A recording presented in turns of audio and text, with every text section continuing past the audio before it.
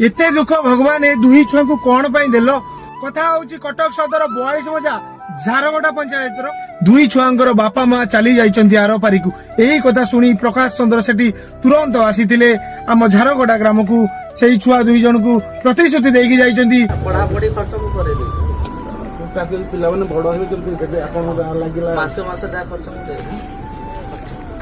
पिला माने तमर पाठ पढ़ा तमर लालन पालन और दैनंदिन खर्च सब मु भरण करी। धन्यवाद प्रकाश चंद्र सेठी तम बरी लोक जति सारा ओडिशा रे